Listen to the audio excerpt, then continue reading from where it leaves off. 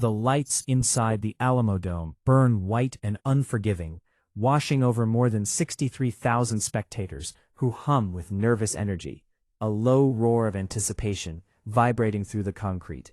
Flags wave, cameras flash, and the air feels thick with history before a single punch is thrown. This is not just a title fight, it is a referendum on greatness. From Norfolk, Virginia, the defending WBC welterweight champion glides toward the ring, Pernell "Sweet Pea" Whitaker, the slick southpaw virtuoso whose genius lives in inches and angles, a fighter who makes grown men swing at ghosts. Across the ring stands Mexico's immortal warrior, Julio Cesar Chavez, unbeaten, relentless, worshipped by an entire nation, a pressure fighter carved from granite, who has broken wills and bodies with equal ease. When the referee calls them together, gloves touch, eyes lock, and the rules are spoken, the moment feels ceremonial. Then, the bell rings, and suddenly the silence between heartbeats is gone. Round one begins with Chavez stalking forward, shoulders tense, eyes burning, already wound tighter than anyone has ever seen him. He goes straight to the body, thudding hooks into Whitaker's ribs, hunting the legs, determined to cut down the dancer before the dance can truly begin. Whitaker responds not with retreat, but with motion, sliding, pivoting, stepping just out of range, his feet moving faster than Chavez's thoughts. The crowd reacts to every miss and every glancing blow, gasping as Chavez lands a heavy right hand that snaps Whitaker's head and reminds everyone that this is no exhibition. Yet Sweet Pea rolls with it, absorbing the force, already filing the data away. The butterflies are real, the tension unmistakable, because this first round tells the story. Brute force versus pure artistry, a collision of philosophies, under the brightest lights imaginable.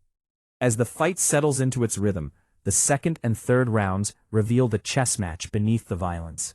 Chavez keeps coming, relentless as a tide, throwing hooks to the body and head with bad intentions, convinced that Whitaker cannot hurt him, moving backward.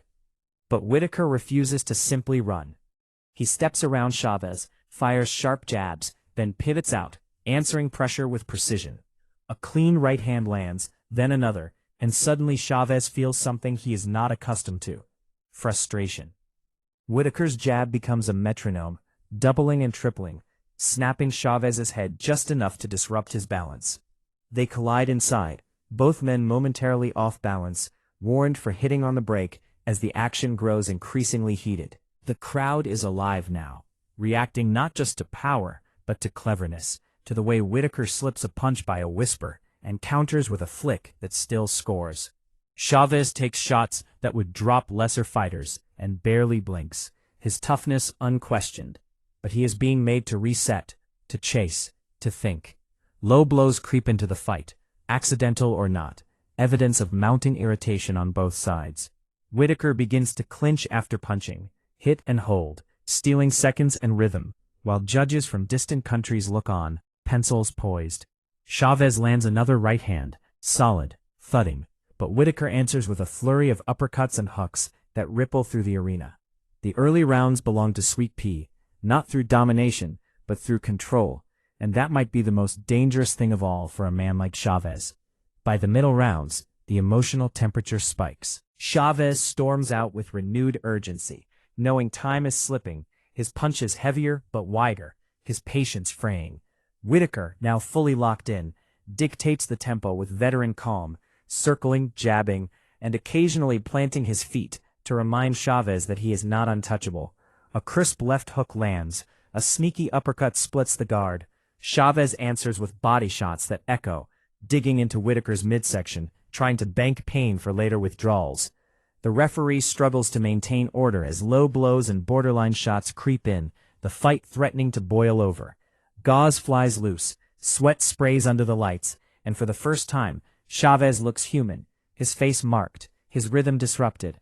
Whitaker's defense is a masterclass, rolls with punches, slips inside, shoulders brushing leather instead of absorbing it clean. He lands a crunching left, then another, snapping Chavez's head and drawing a surge of noise from the crowd. This is unfamiliar territory for the Mexican legend, who now seems to be chasing moments rather than imposing them. Desperation flickers across his expression as Whitaker strings together combinations, then fades away just before the counter comes.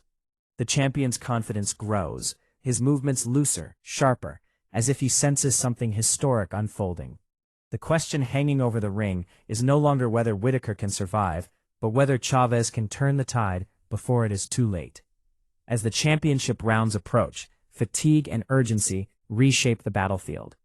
Chavez keeps coming because that is who he is, but his punches lose some snap, his feet a fraction slower. Whitaker, never known for late knockouts, now pours on the steam, landing clean left hands, sharp rights, and beautifully timed counters that score and sting. Chavez swings and flurries, hoping to recreate past miracles, but they glance, skim, or crash harmlessly into gloves and shoulders. Whitaker's jab continues to find a home, his uppercuts catching Chavez as he leans forward, and for moments at a time, the seemingly invincible warrior is being outworked and outthought. The crowd senses it, a strange mix of awe and disbelief rippling through the stands. Chavez's corner urges him on, telling him the opponent is tired, that victory is still within reach, but the reality in the ring feels different.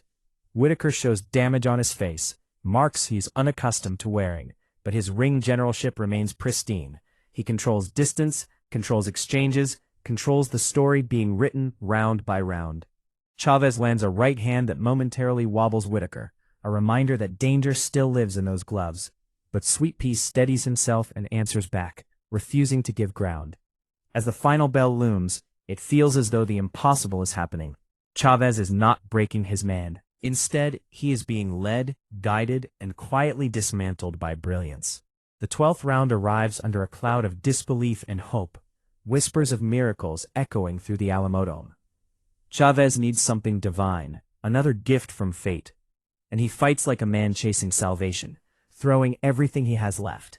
Whitaker stays composed, sharp and elusive, answering with clean shots, maintaining control, even as the seconds drain away. The bell finally rings, and exhaustion gives way to expectation as both men await the verdict. When the scorecards are read, 115 to 115, a majority decision draw, the words hang heavy in the air. The reaction is immediate and visceral. Whitaker's face tells the story before his mouth ever could. Disbelief, frustration, a sense of having been denied something earned. The crowd buzzes, divided and stunned, many unable to reconcile what their eyes have seen with what the judges have decided. History will remember this night, not just for the decision, but for the performance.